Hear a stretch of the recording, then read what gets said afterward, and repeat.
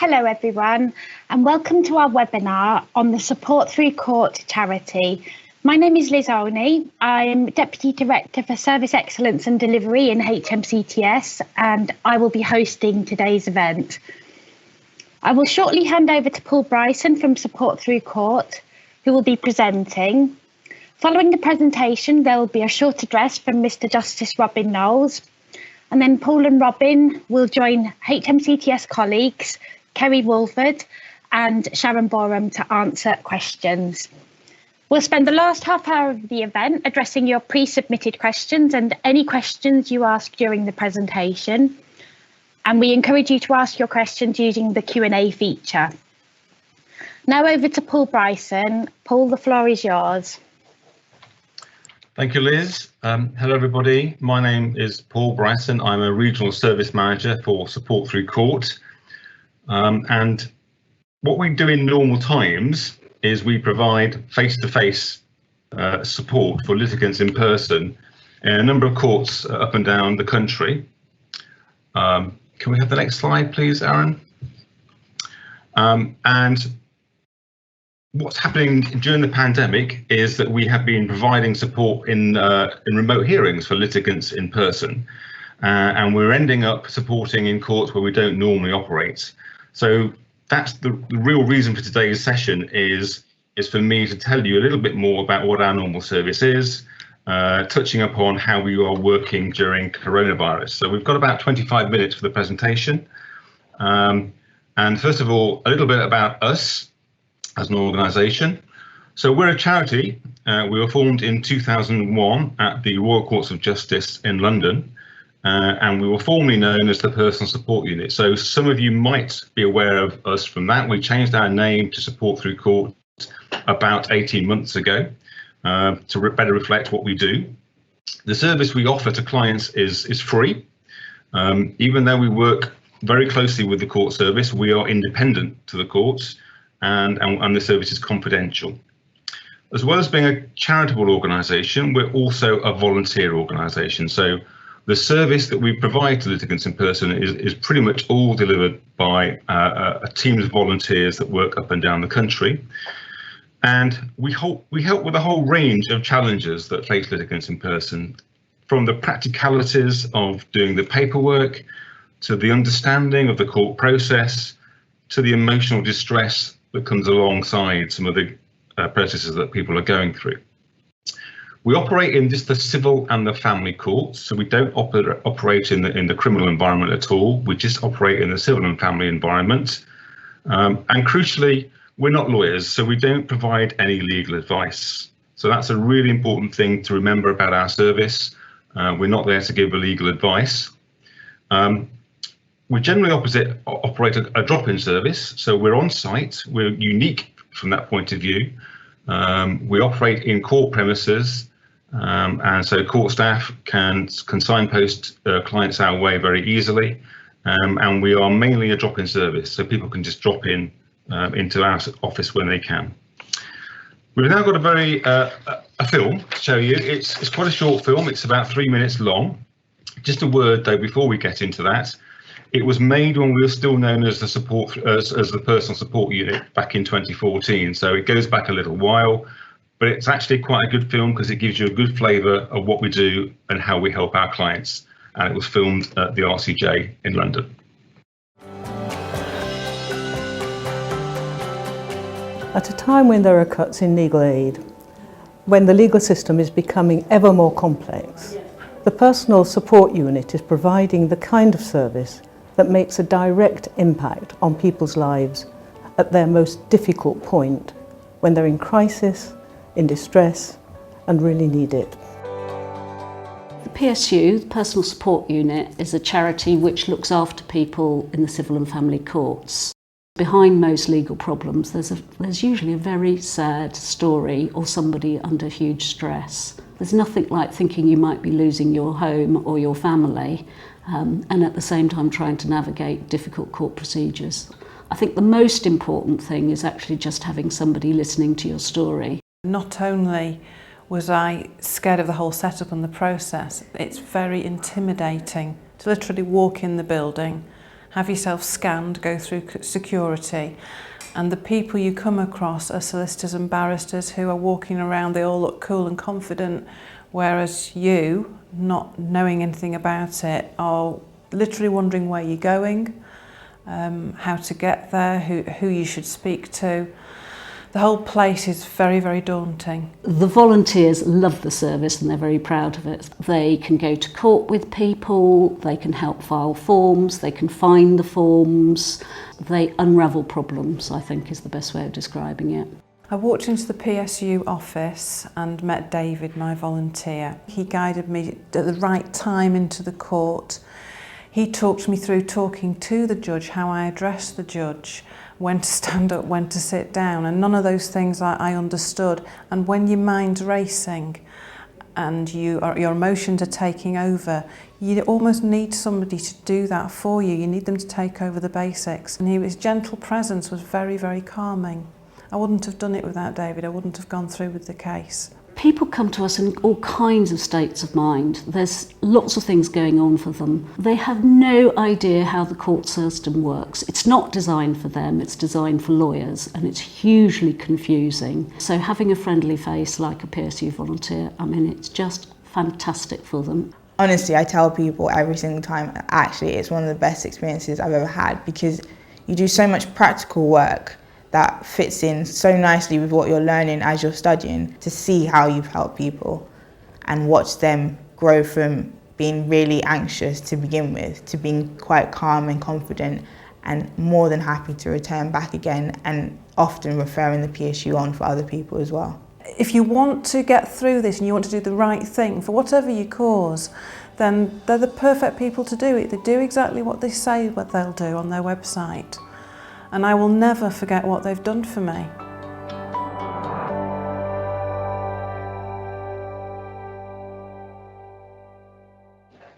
So we are based in 20 court centres up and down the country, in 16 cities. We have 5 units based in London, and we have a national helpline on top of that as well.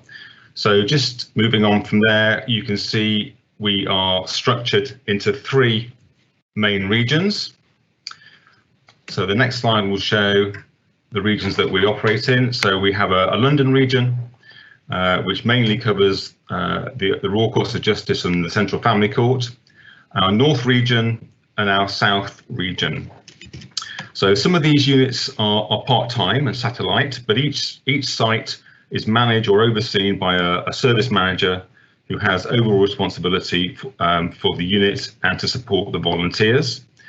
It's a Monday to Friday service, and we operate from 9:30 till 4:30 in terms of client service.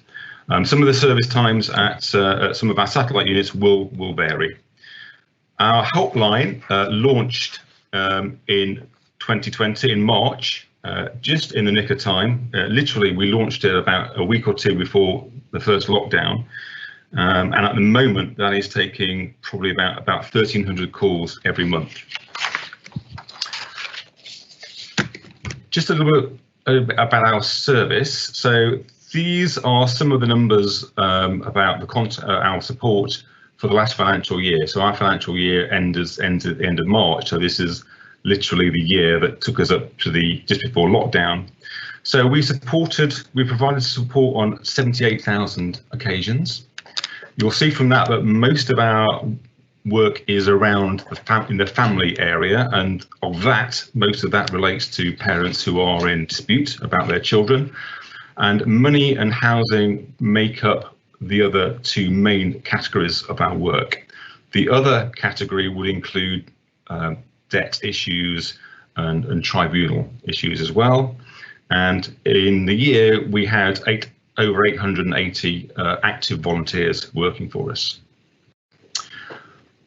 Just to give you an idea of the scope of our organisation, those volunteers put in about 125,000 hours during that year, and that's the equivalent of about 76 full-time members of staff for us. Now, bearing in mind that we only have 37 paid staff, that's full-time and part-time, That just shows how valuable the volunteer contribution is to this organisation. And if we were going to pay them, I mean, they give their time for free, but if we were going to pay them, that would almost double our operating budget. The client satisfaction rate is high, and I just think that even though we don't provide legal advice, it's clear that clients really appreciate the service and the support that we give that just fills that gap for them. So a typical support through court office, some will be bigger, but a typical office looks like this. So between 40 and 50 volunteers on our rota, I would say. We have a mix of volunteers. We have what we call our core volunteers, which tend to be retired people who are working part-time, but people who are volunteering for a longer term, plus mixed in with our student volunteers. So these are volunteers who come from local universities and law schools, and we recruit a new cohort on an annual basis. The kind of things we want from our volunteers, we want people to be good listeners, we want them to be empathetic, and we want them to have good problem-solving skills. We're probably typically looking about 450 client contacts every month. And just to reiterate what was said before, probably 85% of our cases fall into those three categories of family, money, and housing. And pretty much all of our work in the court is on a face-to-face basis, although we do some work over the phone. Most of our work is on a face-to-face basis. So the kind of things that we do, it's probably split into two areas. First of all, what we do in our office is the majority of what we do with work we do with clients. So our volunteers find that they spend a lot of time just listening to people and letting clients unload, and giving them that emotional support is a good way to help them move forward. So once they've been able to unload, we find that we're a lot more able to do something more practical with them. One of our roles is if a client feels they need some legal advice. There isn't a lot of free legal advice out there anymore for people who can't afford a lawyer, but part of our role is to know in our various localities where we might find that and how to access that help for clients.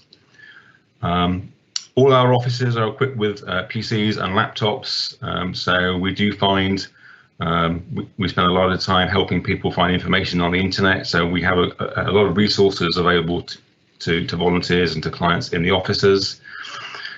And it happens less these days, but actually, we still get people coming into our offices with paper carrier bags full of paperwork, and just being able to help them organise that, put it in some kind of order, and helping them complete other paperwork is a real benefit for a lot of our clients. Providing procedure information, helping people understand the process is very important. Often people struggle to understand how long things may take in a court situation, so they don't understand the timescales. They don't understand what the mediation process looks like sometimes. So all these things that we can help people with. And of course, there is a limit to what we can do. We operate in the court environment, and often people need more help than we can give. So it's our job. Part of our role is to know how many, where the local offices are for people to find help in the city with other organisations. So we have links to, domestic abuse organisations and other organisations with people who might need help with debt and other things which have brought them to court in the first place. The kind of things that we do around in the building are fairly practical. We will help people around the building. A lot of people are coming to the court for the first time. It's very daunting, so just to have some guidance around the building is very comforting. We will go to with clients to have conversations with the court staff at the court desks where they exist, and we'll wait with people before their hearings. It can be a very stressful time for people having to wait for a hearing to start, especially when they're sitting opposite the other party who may be just across the corridor for them. And our volunteers will attend hearings, so we'll go into court hearings with clients, and we won't take any part in those proceedings, but we're there to take a few notes and have a debrief with the client afterwards, and just to reassure them and have them with somebody with them during the process. So obviously we've not been on site now for almost a year. We kind of stopped, we pulled out our services from the physical courts back in March last year. We've had a couple of months on site in the autumn when we went back, but actually since the second lockdown kicked in, we've not been on site at all. So as a result, our national helpline that started in March last year has become our new frontline, and this year our numbers will be reduced in terms of client contacts, but the helpline will have dealt with about 60% of those. So that's really been our new frontline, and without that, we would have struggled to help a lot of people. Staff and volunteers have been working from home. We've been providing remote support by phone, and more recently we've started using Zoom a lot more as well. And the other thing that we're doing is we are supporting litigants in person at remote hearings as well. And just to talk about remote hearings, since we launched our service back in May, we've had 950 requests from litigants in person wanting support at those hearings. Most, I would say, are at courts where we do have an existing presence and where we know, but 40% are at courts where we don't have a presence and may not be known. So we don't take part in proceedings. We are there purely to provide a bit of personal support, to help the litigant in person, and we'll talk to them beforehand and we'll talk to them afterwards to help them with their next steps. One thing I would say here is actually our policy is that volunteers don't share their personal information with clients, and that would include their kind of contact details and their surnames. And the policy is there for their security and to help protect volunteers against any unwanted attention, of which we have had a little bit in the past. So I would say if you're a member of the judiciary and you come across one of our volunteers, if they are at all a little bit hesitant about providing their surname during a hearing, then that's the reason why that might be the case. Not always. Some volunteers are fairly relaxed about that, but some people might have had an experience which might make them a little bit more hesitant. And finally, in terms of supporting us, contacting us, our website has all the information that yourselves or clients might need. So clients can contact us in a variety of ways. They can go to our website and contact their local office, either by email or by phone. They can fill in an appointment request form from our website as well that will go to their local office. And we are hoping from mid-April that we'll be back on site and we'll be starting to see face-to-face clients again. And then we have our national helpline, which will still be in operation, and that is a Monday to Friday service, 9:30 to 4:30. So that's a very quick view of support through court. I know we've got some questions coming up in a little while, but I'm going to go back to Liz now for the next stage. I'm now going to hand over to Mr. Justice Robin Knowles for a short address. Robin, over to you. Liz, thank you very much. And thanks from all of us to Paul for that very clear presentation. I'm really pleased to be in the company of an audience of the size that this event has drawn. It's on a subject that is very close to my heart, and support through court specifically, or PSU as it was known, has attracted my affection since it began. I remember precisely its beginnings and have sought to be alongside its efforts ever since. You know that I'm a judge, and I've the privilege of being involved in judging across a whole range of work that we do in our courts and tribunals. But I I've also had alongside many on this call, a lifelong interest in access to justice generally, and including the contribution that we can make through volunteering and pro bono efforts. It's been my pleasure and privilege as well to work closely with Hmcts and its staff in many ways. Those include, relevant for present purposes, co-chairing with Lauren van Staden, the litigant in person engagement group that sits alongside the Hmcts programme of reform and development, and amongst more recent roles that have been particularly focused on the pandemic, I have the privilege of chairing the Master of the Rolls Working Group on Possession Proceedings, and there of working alongside many Hmcts colleagues, including colleagues that will be known well to you, like Faye Waits, Simon Voles, Paul Harris, and others. Now, I mention those things because I'm keen in these remarks and in the question and answer that follows that we're able to speak broadly and collectively about a team effort to address the need of a particular user group, those who find themselves in court or in the system on their own and without professional support.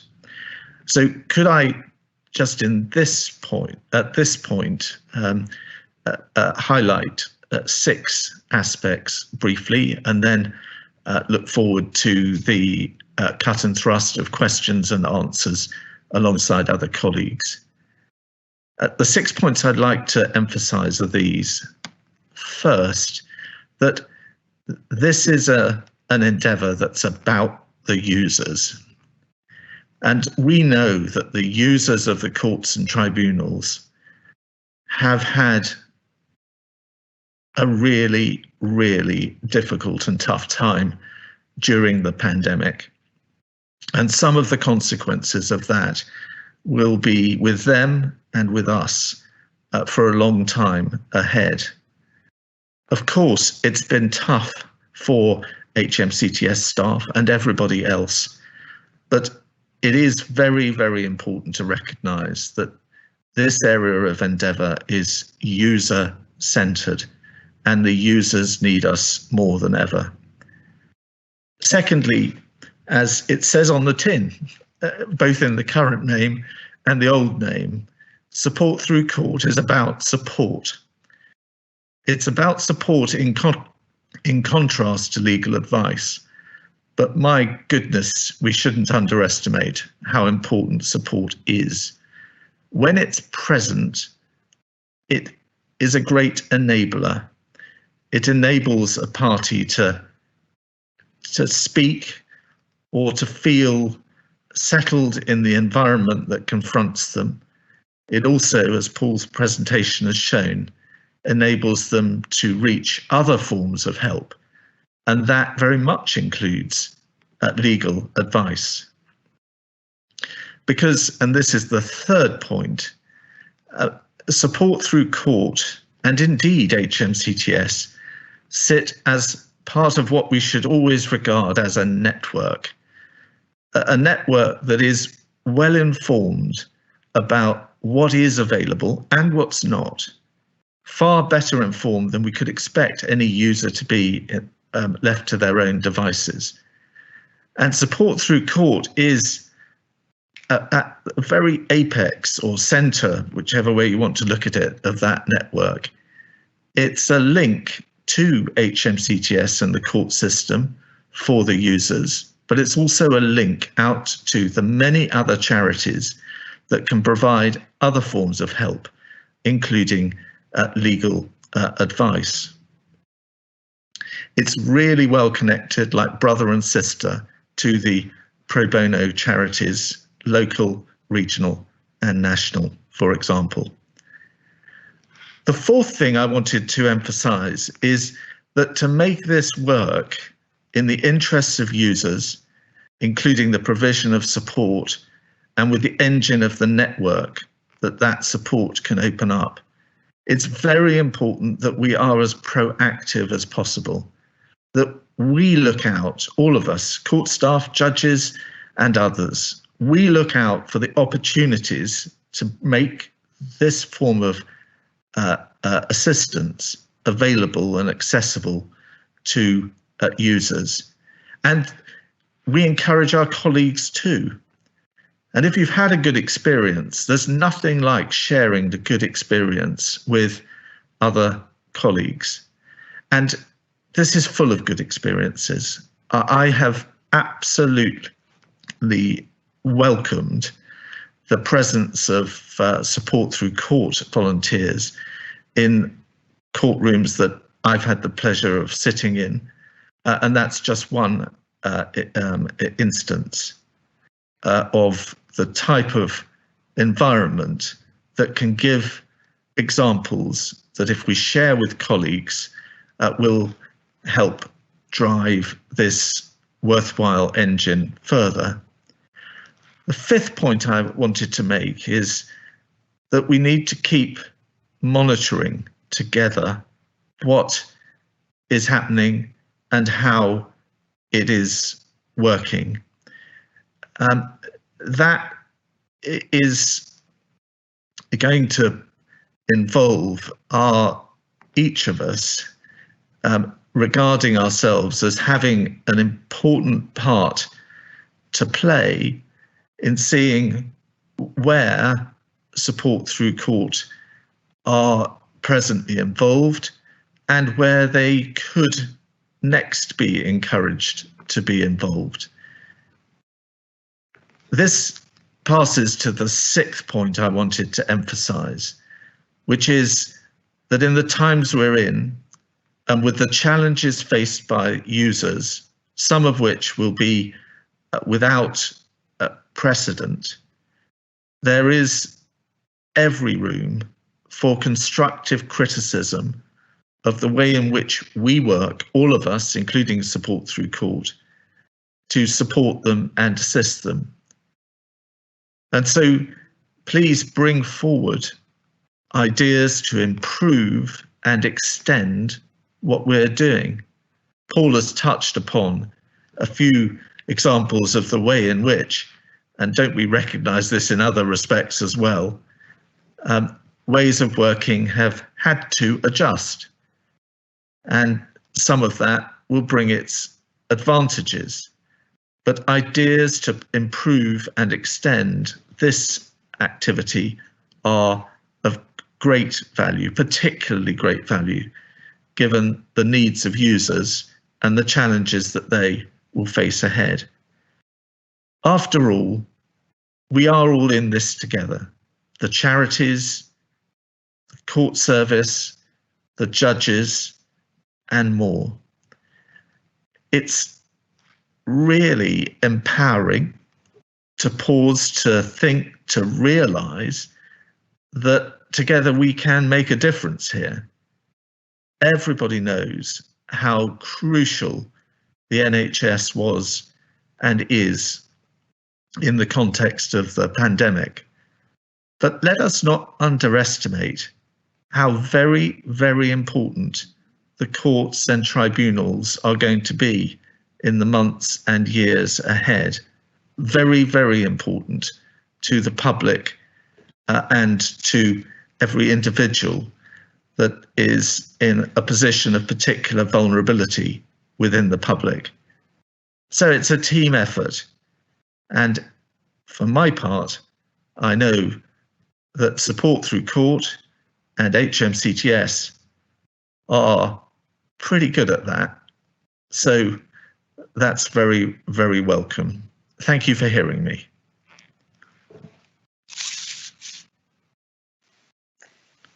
Thank you very much for that very interesting and thought-provoking address, Robin.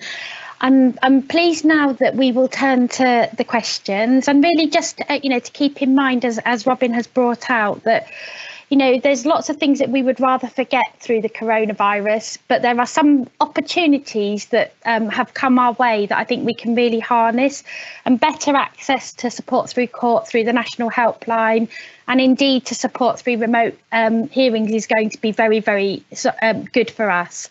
That brings us to our questions. So our first question, and Paul, you're going to be very, very busy, I'm afraid. We've got many questions for you. How do individuals access support through court remotely? So a few ways, really. So they can phone us. So we've got the helpline, of course, but they can phone their local office. And even though we're not actually physically on site, they can either leave a message on an answer machine, which our volunteers and staff can pick up and respond to, or they will be directed to the helpline.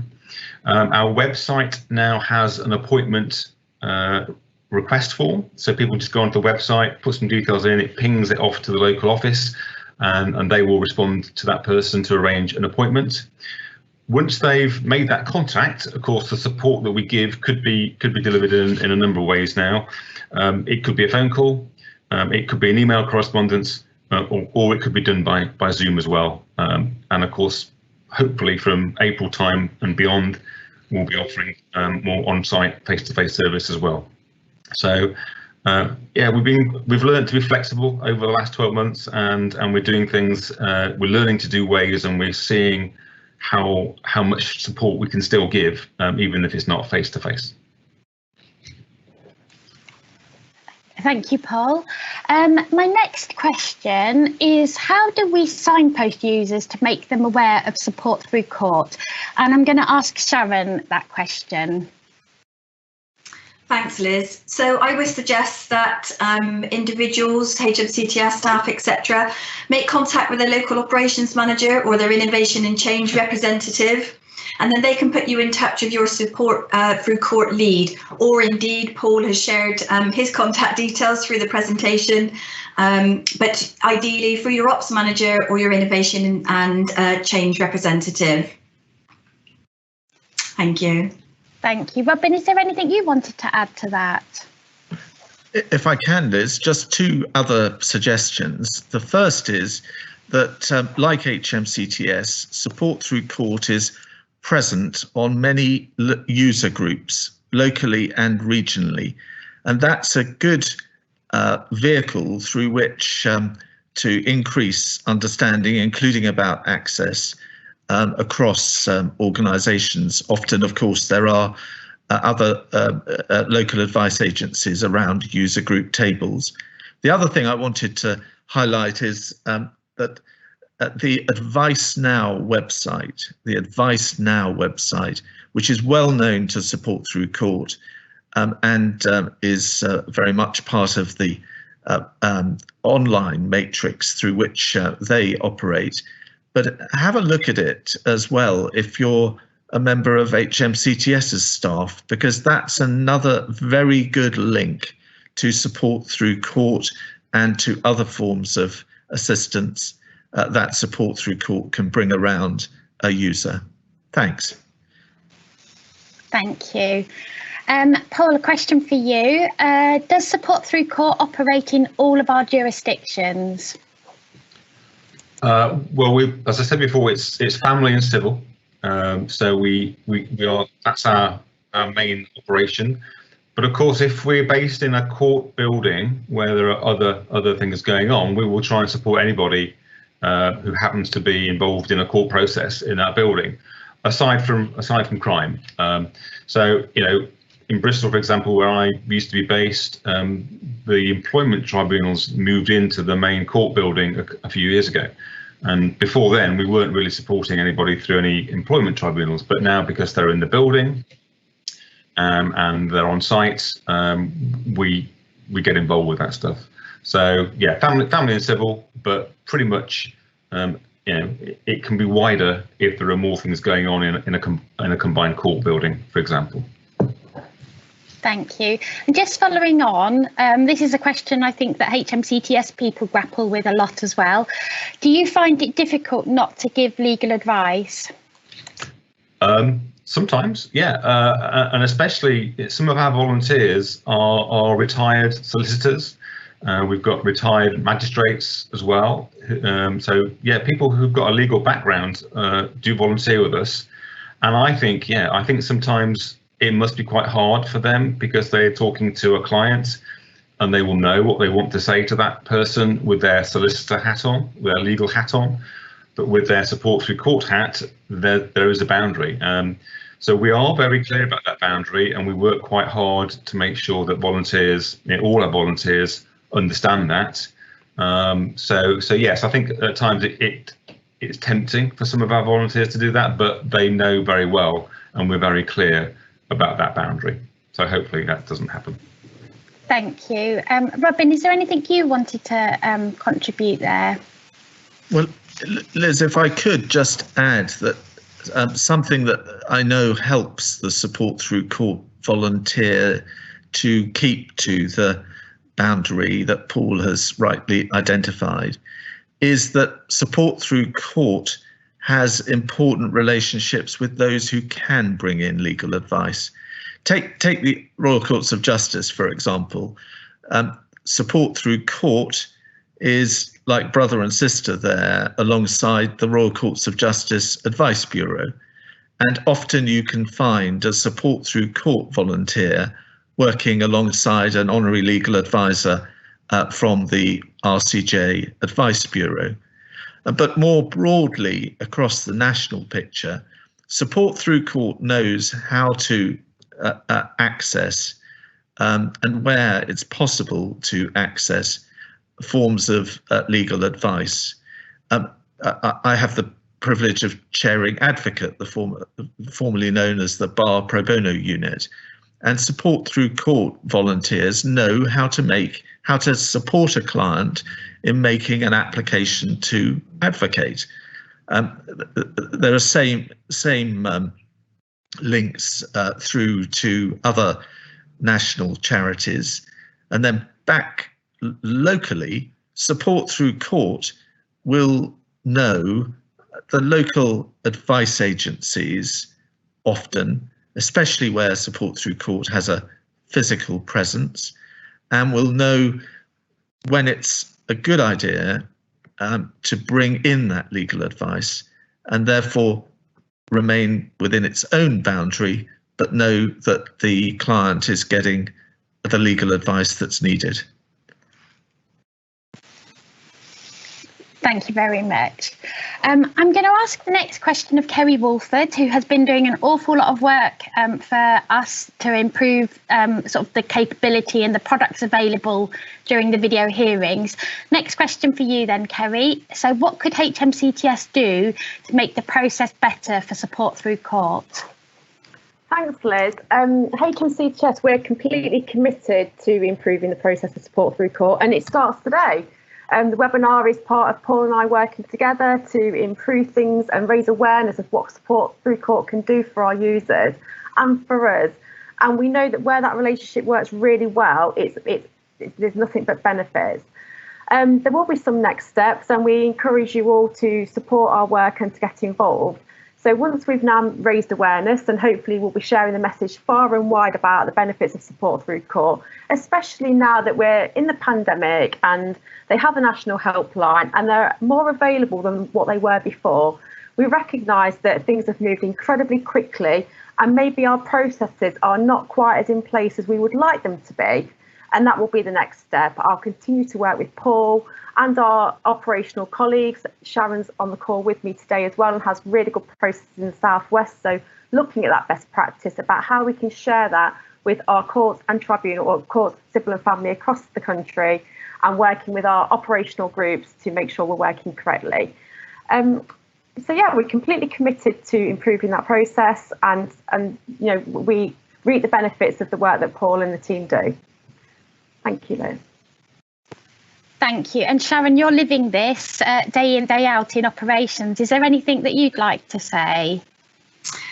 Yeah, I think that the key is, picking out from what Kerry responded, is just raising awareness across our staff and judiciary in all our locations, so that when we receive those requests for the support during a hearing, whether it be a hearing that's attended or remote, that we can recognise the value of that, and we can act on it speedily to facilitate the request and make sure that that hearing has the best chance of being an effective hearing with the support provided. Thank you very much.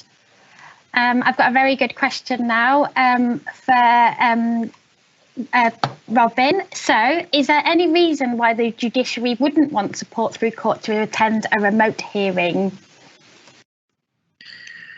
Liz, thanks. Just before turning to that, do you mind if I just share my pleasure at the energy behind Kerry's answer, supported by Sharon, that we've just heard? That is really, really good to hear. And in relation to Sharon's points, please, as I sought to mention in my earlier remarks, of course, there are those areas where HMCTS will be able to adjust to make the relationship with support through court more effective. But I know Paul will be the first to say that if there are things that support through court can adjust to, then be proactive to raise those ideas with support through court. None of us can stand still in these times. But turning, Liz, to your question, broadly speaking, for the judiciary and for me as an individual judge, the presence or involvement of support through court is utterly welcome.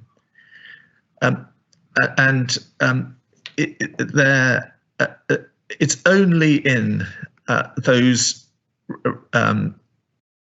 rarer cases where the court has to limit those who can be present at a hearing for reasons that we'll all be aware of, that there needs to be a pause for thought. It's got nothing to do with the quality of contribution that support through court could make.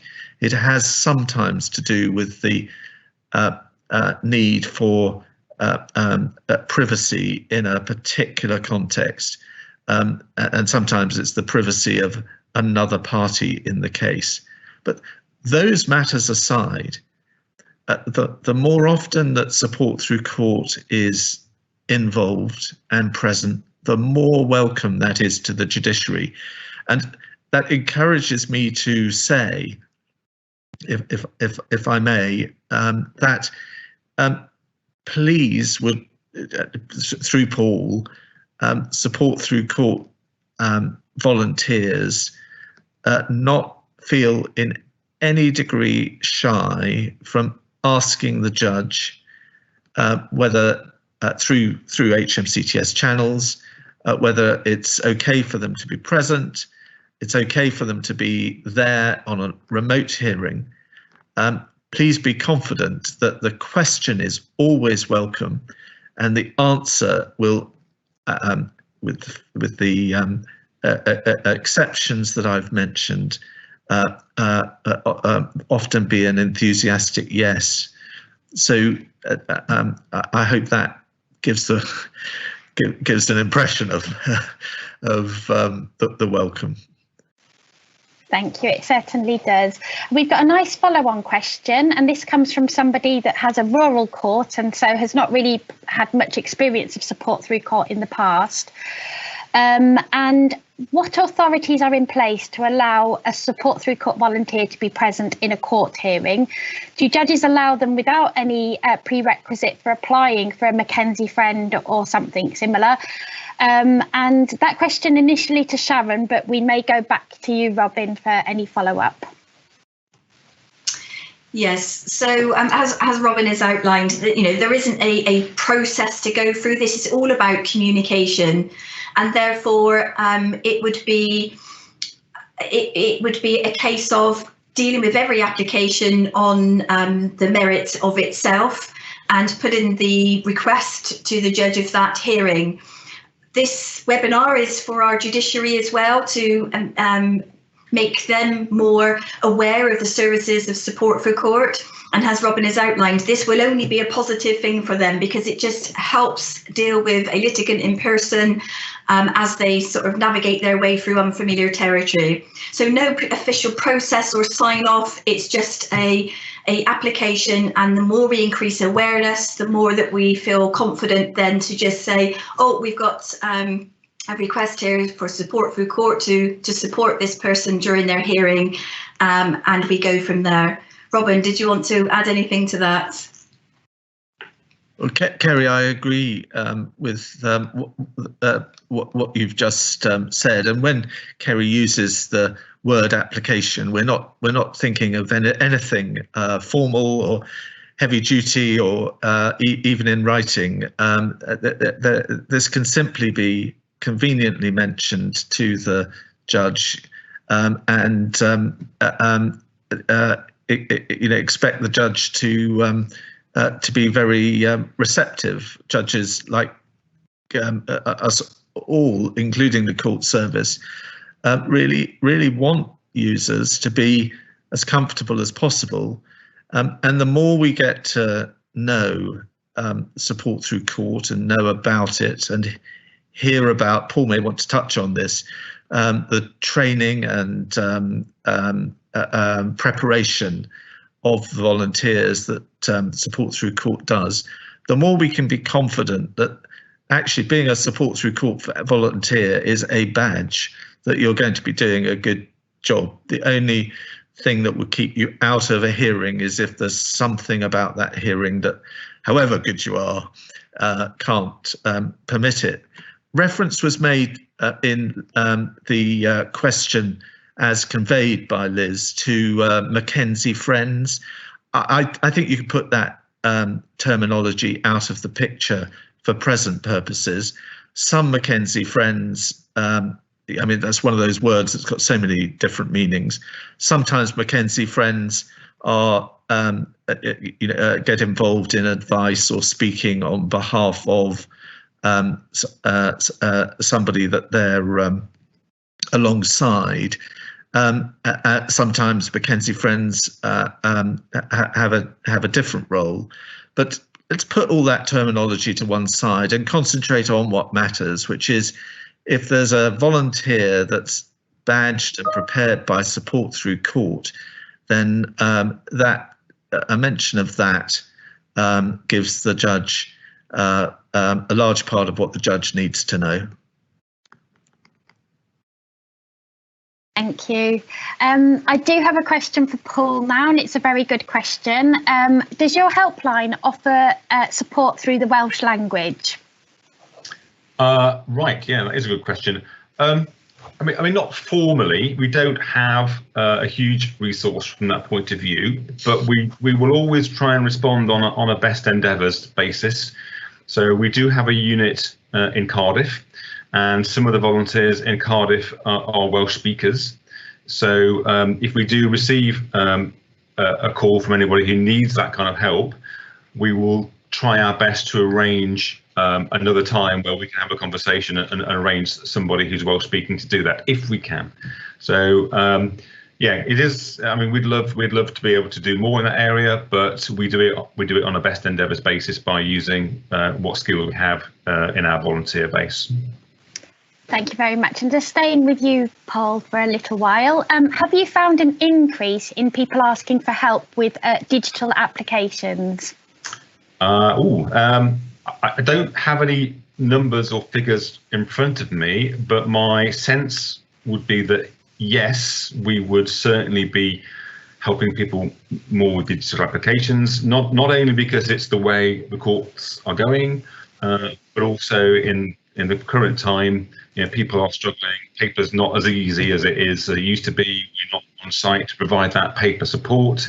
So yes, C100s, for example, would be the obvious example of that, but also money claims. So I would think that we are doing that just because that's the sign of the times and where we are right now.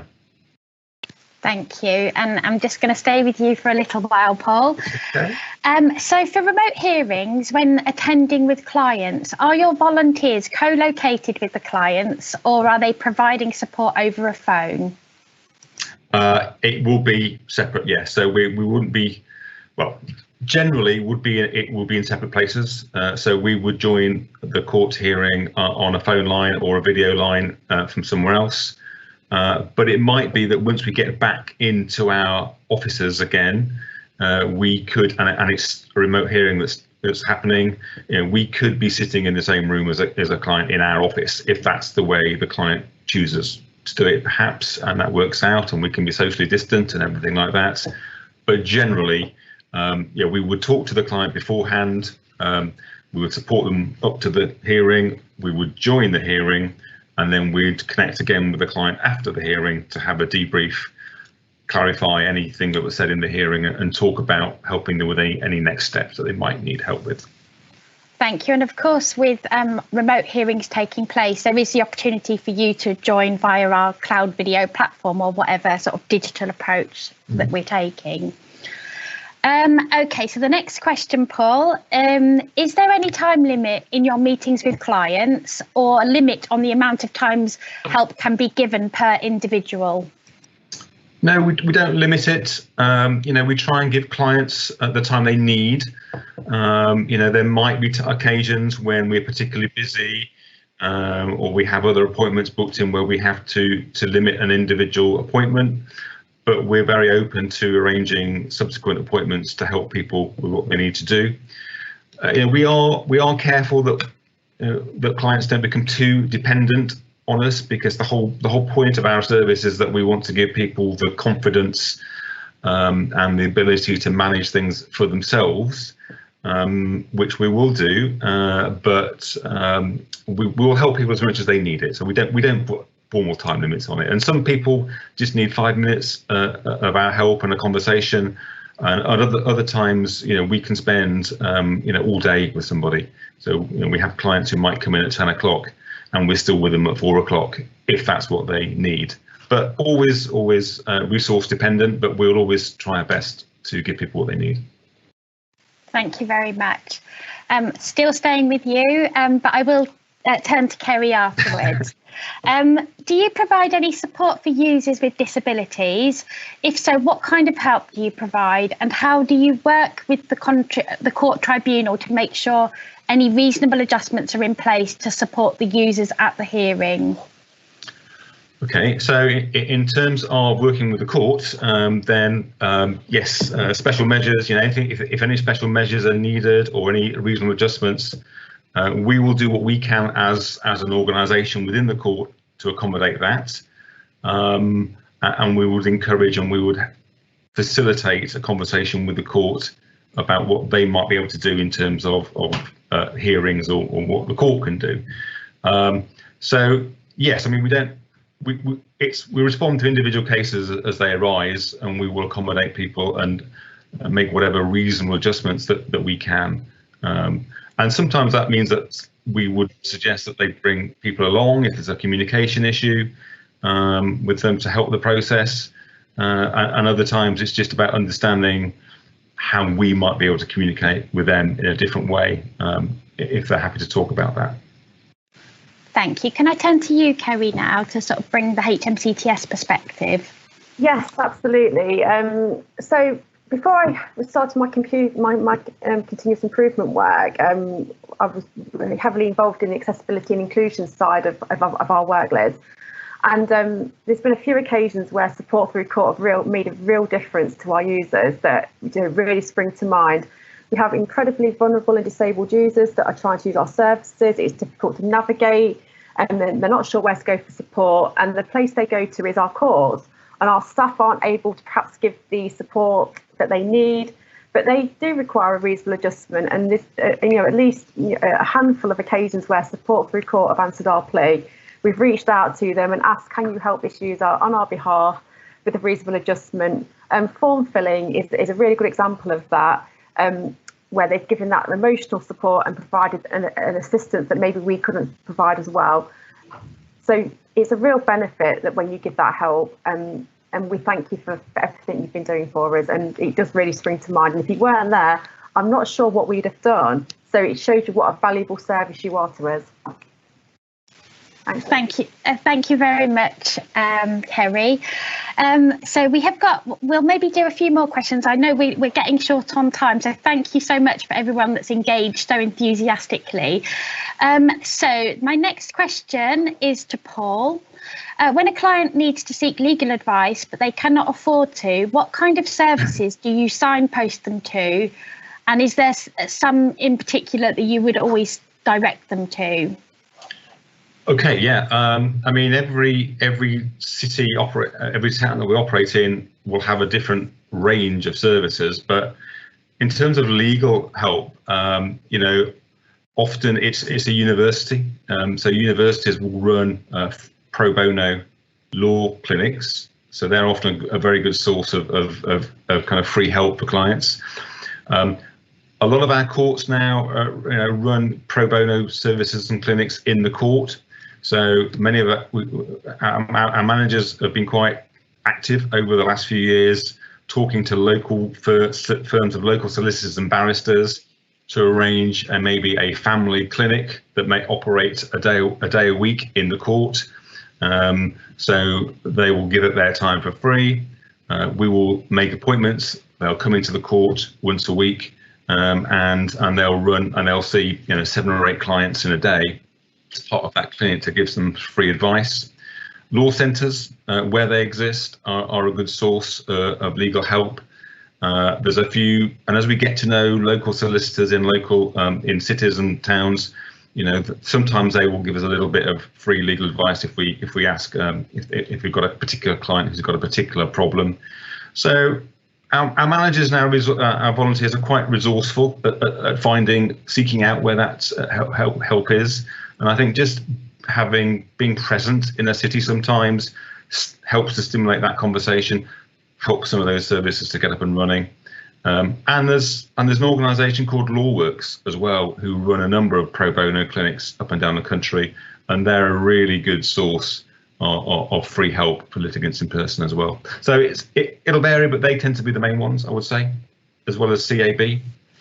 Thank you. And I am very conscious of the time now. So, Robin, I'm just going to give you a chance to add any sort of final comments on that one, and then we'll wrap up the questions for now. I'd only add in that in addition to LawWorks at the national level, there are other national sources of legal advice that can be accessed through support through court, and Advocate is one. National charities like Shelter, another. These links are known to STC. They won't always be known to the users. That's the important thing. Thank you very much. We do have a few more questions that we haven't had a chance to answer today, and we will make sure that we answer those following up the event. That brings us to the end of today, and we hope you enjoyed and found this to be informative. We'll be making the recording of the webinar available very shortly, along with written answers to the questions that we didn't get a chance to do today. Thank you very much for joining us, and enjoy the rest of your days.